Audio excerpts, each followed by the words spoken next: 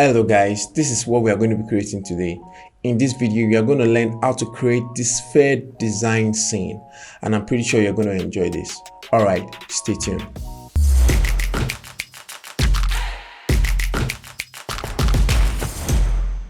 Alright, the first thing we do is to create the new composition. So I'll click this. I'll make sure that it's 1080 by 1080. 30 frames per second is fine, and I'm going to name this sphere design. I'll click OK, and I'm going to create my gradient background. So first of all, I need to create a solid. Go to new, solid, and I'm going to name this gradient background, which is BG, and I'm going to use this color so that I can just easily recognize it. You can actually use any color that you want. So I'll click OK, and I'll also click OK here, and I have something like this. So next thing is to add a 4-color gradient. So I'm going to click this, and I'm going to use my FX console from Video Copilot.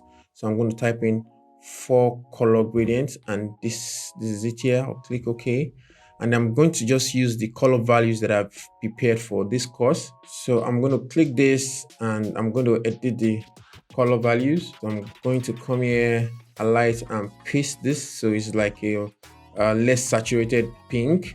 So if you're interested in color code, this is what I have here. I'll click OK, and then I'll do the same thing here.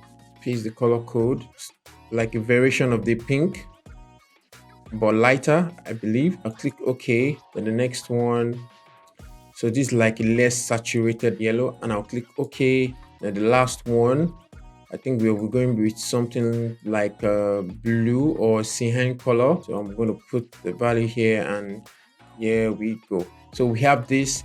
Now the next thing I want to do is to change the points where the color are coming from or they are revealing from. So I'm going to take the point and just move this a little bit backward, move this down a little bit, maybe to the side. Take this and drag this further down, and take the other one and drag it further up like this, so we can have a really cool blend of this gradient. Now I like what I see already, but I would like this to be animated subtly. So the next thing I like to add to this is turbulence display. So I'm going to click on this, use my FX Copilot to look for it. So I'll type in turbulence display. I'll change the amount to 135, change the size to about 258. All those changes are actually very subtle, but you'll see very soon why we are doing all of this. Now the next thing is for us to animate the evolution. But before I animate the evolution, let me just click and drag this. So as you can see that it's all mixing all of that together, all the colors together, which is really what I want. So what I want to do is to animate the evolution. So I'm just make sure this is 0, and I'll check my keyframe here. Make sure your time indicator is at the beginning. Then I'll take this to the end, and I'll just make this go about 5 circles or 5 evolutions. So if I play this is what I have. It's subtle movements, mixing all the colors together. Exactly, this is what I really want to achieve. I'm satisfied with that. Yeah, so our gradient is done. So the next thing I would like to do is to start creating this sphere, and I'm going to use that using the shape tool. So I'll go to my shape tool here, and I'll click and I'll hold and make sure I select the ellipse. Click, hold down my shift so I can get the perfect circle. So I actually applied linear gradient earlier. That's why you can see this. But if you cannot see this, all you need to do is to click on the fill and select linear gradient, which is the third option, and click OK. And then what we need to do is to change the color. So I'm going to click this, and I'm going to use the color that I used to prepare for this as well. So I'll select here, and I'll put in the value here. Select this, put the value here, then select this.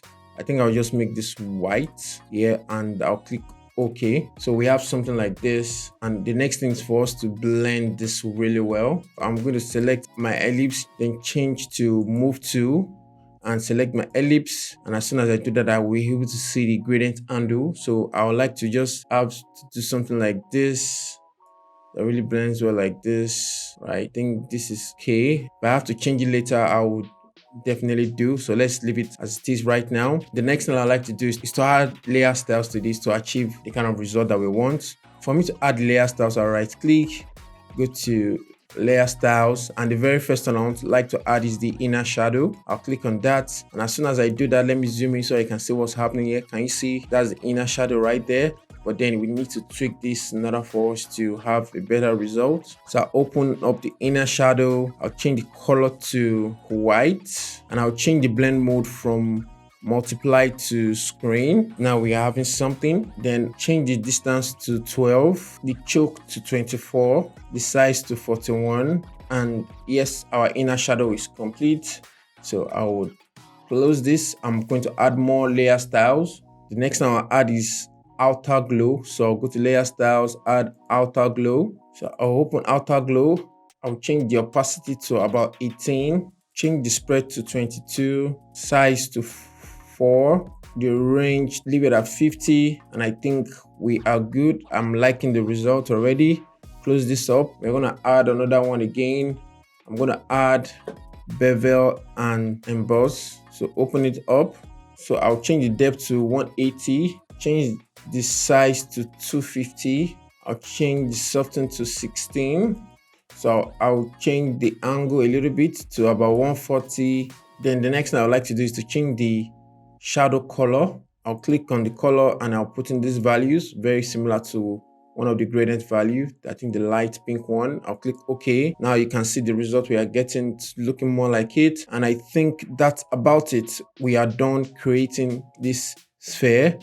So I'll click this and I'll just put this in position. So let me fit the screen. I'll put it somewhere here. Maybe I'll make it a little bit bigger. I'm using my scale to make it bigger. So I want to keep creating more of this sphere. So I have to create.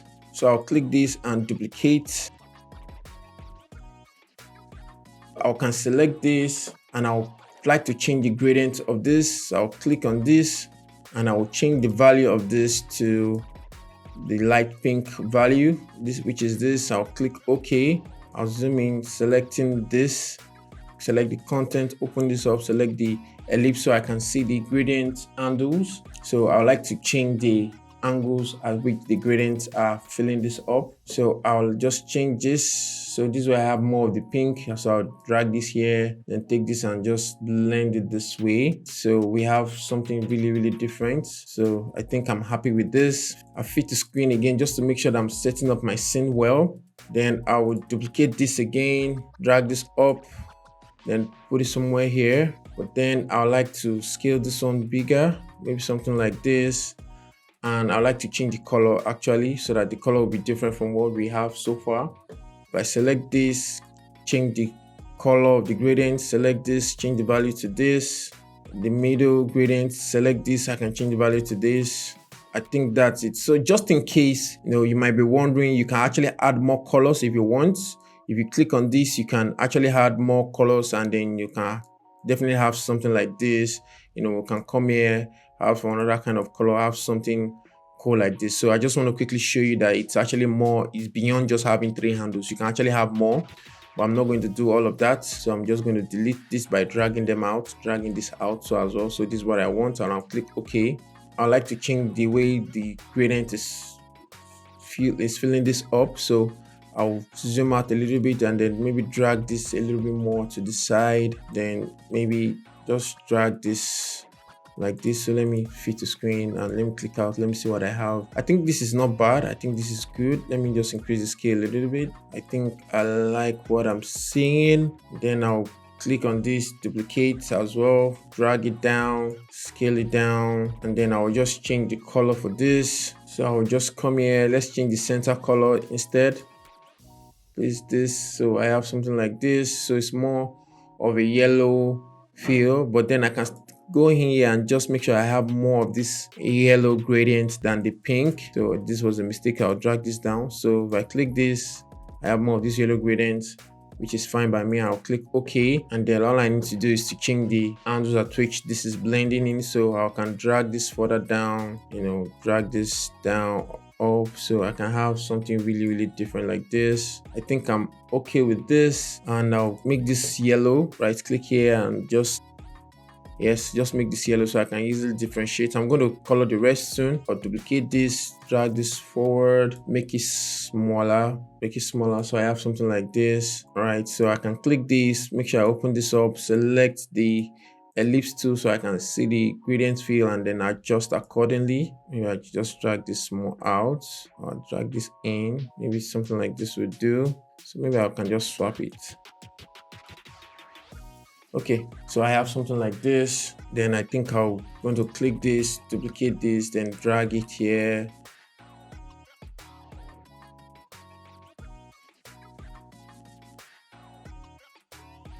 I have this set already. So I'm done creating all my gradients. So I'm going to select this and just close this up, and I know that my sphere design is done. One thing I'd like to do is to create a text now. So let me fit to screen, and I'm going to use my text tool, then type sphere, and I'm going to change the color to white. So I'll change the font to Month, right? That's the font I'll be using. Okay, Month extra light, and I'm going to make sure this is all caps. So let me make sure it's all caps, and I'm going to increase the size to about 175, and I'm going to align it to the center. I'm also going to make sure that the paragraph is at the center, then align to the center. So if I zoom in, if I fit to screen, this is what I have. So the next thing I'd like to do, instead of making this a fill, I'll make this a stroke, and it's going to give us this interesting result. So if I swap this, right, it's not so much right now, but if I change the stroke here to 4, about 4, and then you can see what we have here, and then we have this interesting result. So yeah, this is what we are going with. And then let me just fit to screen again.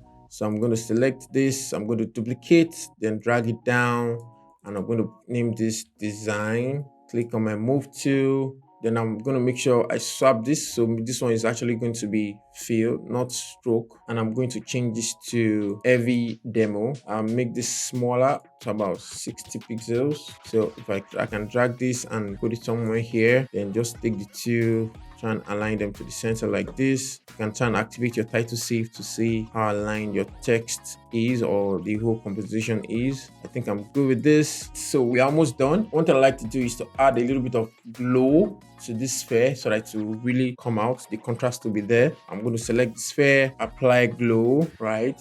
So I'm going to change the glow radius to about 73 and increase the intensity to about 1.7, and it's not doing much right now. So what I'll do is to duplicate the glow. So I'll go to glow 2, I'll increase the threshold to about 100, increase the radius to about 180, then reduce this to about, let's say 1.5, the intensity, and then we have something like this. So the next thing I like to do is to come where we have beside our composition here and change the color depth. So I'll just hold down Alt and click this so it changes to 16 bits so you can have the color accuracy. Now we are done with setting up the scene. I can see that this sphere and this other spheres are actually interfering with the contrast of the text. So I would like to create a solid, I think this color is fine, so I'll just name this, let's say fog, and I'll click OK.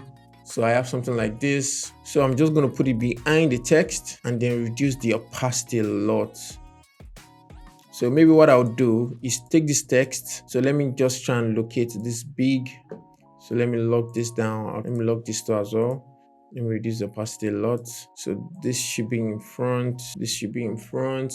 I believe this 3 should be in front. So this one should be back. This should be back. So I'll change the color to about, let's say pink. Select this to pink. So I'll drag this below. So I just want to know those spheres that will be behind the text and the one that will be before. So the one that will be behind, I'm changing the color to pink. So this one will be before. So that will be yellow. Above will be blue. So I'll take the ones that are blue, which is above, and take it above the text.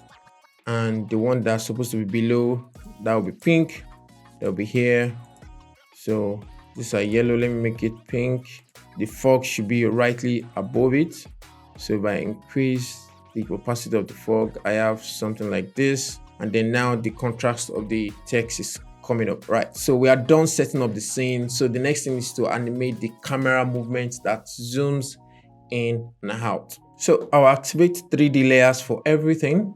Toggle switches and mode and make sure they're all 3D. Then I'll right click and create a new camera, and I'll make this 50 mm. Click OK. So I've created my camera. So next I'd like to do is to create a null for the camera. So that null is going to be the one that will control the camera. So I'll just make sure I activate 3D for the null, then parent it straight to the null. So I'll name this cam control. Then when I was activating 3D, I made sure that my background was not selected. So yes, so we are going to leave that way. All I want to do now is to move them in perspective. So one will be closer to the camera, one will be far away from the camera. So let's get to do that. So I'll start with this big one. I'll change my views. Let me drag this a little bit here. I'll change my views to 2 views. So I will have the top view and I have the active camera view. So from the top view, I can easily see what is close to the camera. So if I click on the camera, this is the camera. If I click on every other shape, you can see that they're all in one spot here in Z axis.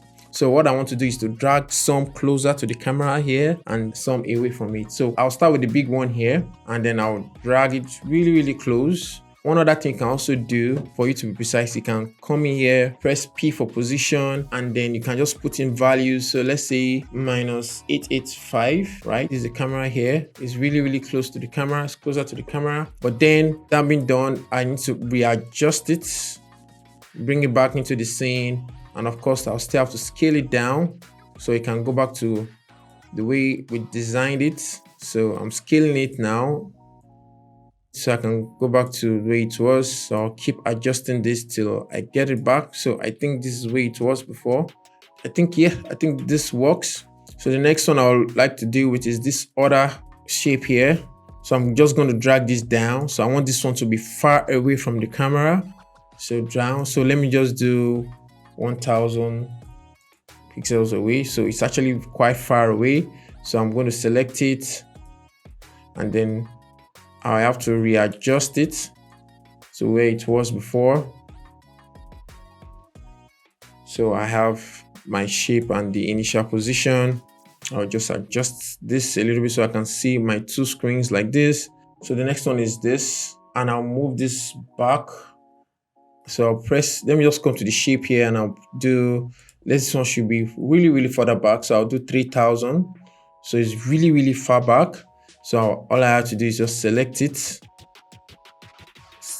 from here, then readjust. And I think we are back to the way it was.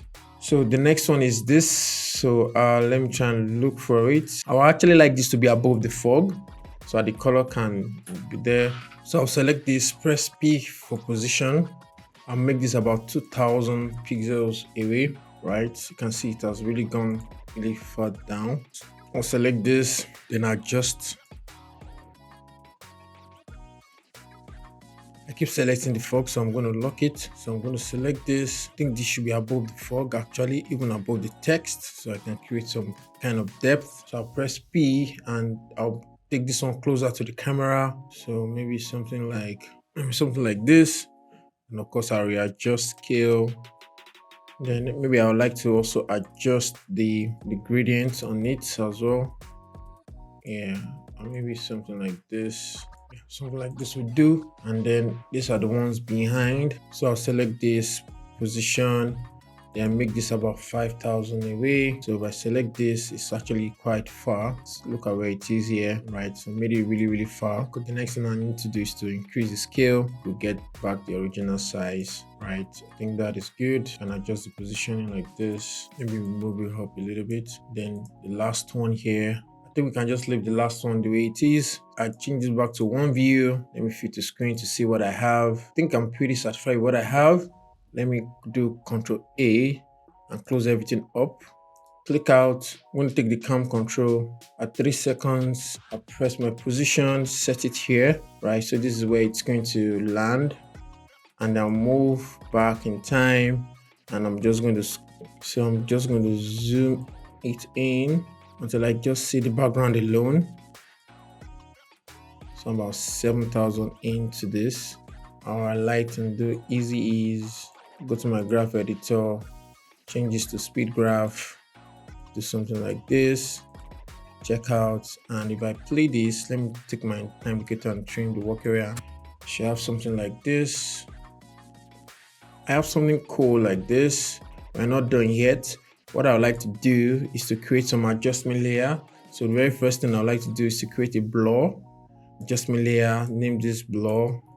So I'll take this back like almost close to the beginning. Let's say here, around here, I'll set this, I'll increase this to about 70. I'll now check repeat H pixels so that it will all blend in well, and I'll move this forward in time to about, let's say somewhere here is fine, and I'll change this to 0, right? So it will blend in, like coming from out of focus to focus. That's going to be the idea. Press U, easy ease, that's fine. The next adjustment layer I like to do, so let me play this first. So I like the result so far. Let's keep pushing, we are not done. So I'll create another adjustment layer. Name this optical C, like optical compensation. I hope I got that right. Bring out my FX console, then type in optical compensation, optics. So it's actually optics compensation. So I'll click this. So at the beginning, I'm going to set this to about 105, right? Then check, set that keyframe in about 6 seconds. Change this to 0, and then it's going to be back to normal. Press U, do simple, easy ease is fine. The shortcut for that is F9. And if I play this, let's see what we have. So what I'll do, because it's actually still distorting at this point, so I'll just drag this a little bit closer. Right, let's say about 3.5 seconds. So let's keep going. Then the next thing I like to do is to add some color correction to this. Then name this CC for color correction. I'll put this above, then apply curves effect. So I'll put this here where I can see all the action. Then I'll just try and increase the contrast a little bit by creating this S curve, right? Maybe just tiny bit S curve. Then I can just drag this even a little bit lower. Then I can switch this to the blue channel, then increase this a lot. So I can have this more of a blue feel. Maybe increase the red channel too. That could be interesting, right? Maybe something like this would do. So this is without the adjustment layer, this with the adjustment layer. So, and I think we're having something really, really cool here. The last thing we're going to add is noise.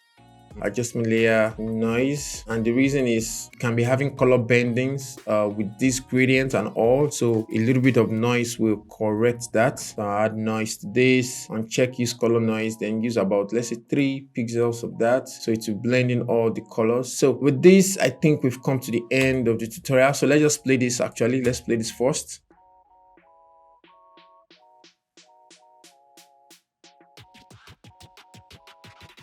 So this is actually looking cool. One other last thing that I did in the example was to apply some text animation. So random fade up.